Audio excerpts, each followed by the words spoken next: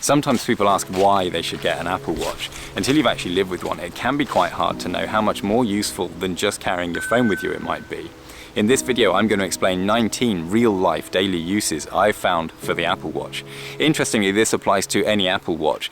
For me, the ruggedness and battery life are why I went with the Ultra, not least so the battery can survive using its cellular connection without being paired to my phone.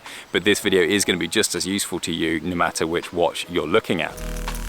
When I log into my Mac, I don't have to enter my password. As long as I'm wearing my watch, it just lets me straight in. And this works for authentication within apps like 1Password as well. So basically I'm just no longer having to enter my password all the time for authentication. This works really well if you're like me and you haven't got Face ID or Touch ID in your desktop setup. Sleep tracking is a bit of an invisible feature, so you can wear it at night with the sleep focus state on, and that means the screen's not responsive, you're not going to phone anyone by mistake, and it will track your sleep state and the phases of your sleep. And you can check to see this nice little graph that shows you all of the different sleep phases. Just kind of really interesting to see that sort of data. I've never been a fan of faffing about with a wallet in a shop to pay. The Apple Watch transforms this process of buying things in shops. I've just popped out of the supermarket here and I paid with my watch, and the process is so ridiculously simple. It's a double tap on the side button and then you just hold the watch near the reader and it works. It's just like a contactless card, except with the watch there's no limit. And of course you think, is that a bit of a risk? But actually there's no risk at all, because if it comes off your wrist it won't work again without being re-authenticated. And I like the way that there is such a simple way of applying a kind of biometric authentication to that whole procedure. We often find ourselves in a situation where we've lost our Apple TV remote, and because you've never lost your watch, it's a perfect replacement for a missing remote. It has an Apple TV remote app already on there, and you can just control the Apple TV like you would with your normal remote right on your watch, which is brilliant. Obviously the health tracking things with the Apple Watch are well advertised and well documented, and I don't take fitness super seriously, but I do a little bit of training, some martial arts and stuff like that, and most of the stuff I do actually I can't really wear the watch when I'm doing, but some of the stuff I can, and it's interesting just to be able to track those workouts that I'm doing and know that it's being logged as part of my health kit data. So I've actually set up a workout watch face, and because of the way the watch deals with these watch faces and the focus states, that watch face automatically comes on when I go to the place where I work out.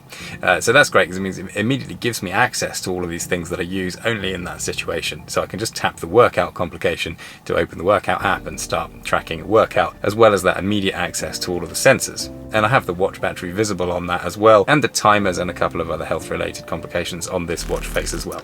In my last video I showed how I no longer carry a separate torch in my pocket because of the convenience on offer of the one on the Apple Watch. Obviously it's very much more about convenience than brightness, but for those situations where you haven't managed to plan ahead and bring a torch, the convenience of it being on your wrist is absolutely brilliant. And you can switch it to the inside of your wrist like this, which just lets you sort of not dazzle yourself and keep your hands in a normal position for looking around in a dark space, which is a pretty useful way of doing it.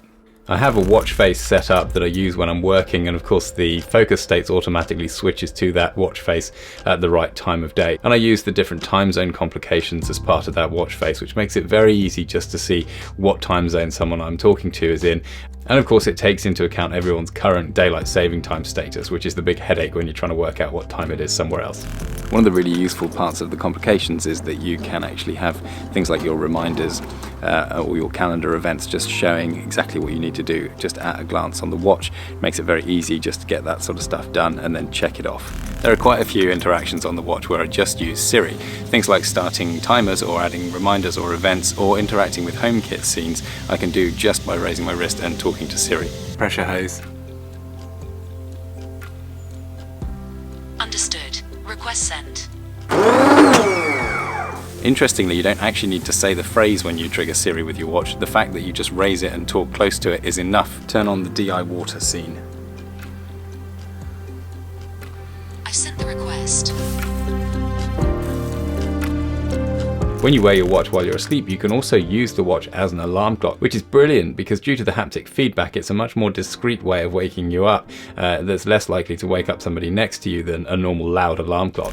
Having the ability to send and receive messages is also really useful. If you've left your phone behind, you can still use SMS just as you would on a phone. So if you want to pay for parking using one of the SMS payment things, you can just do that. On the latest watches that support this keyboard swiping input method, it's actually surprisingly fast and easy to type on these things as well. And of course, you can still use Siri to dictate your messages as well, which is just as good on the watch as it is on an iPhone. Message my dad. What do you want to say? Testing the Apple Watch. Phone me when you can. I'll send this. I'm not really a fan of unscheduled phone calls, but it's very handy just to be able to answer a call quickly on your wrist, and then you can postpone it for a better time. Or of course you can just put your hand flat over the screen to silence the call as well, which is particularly useful. So you can hear me all right? Can you, any difference to a normal, no difference to a normal phone? Not really, no.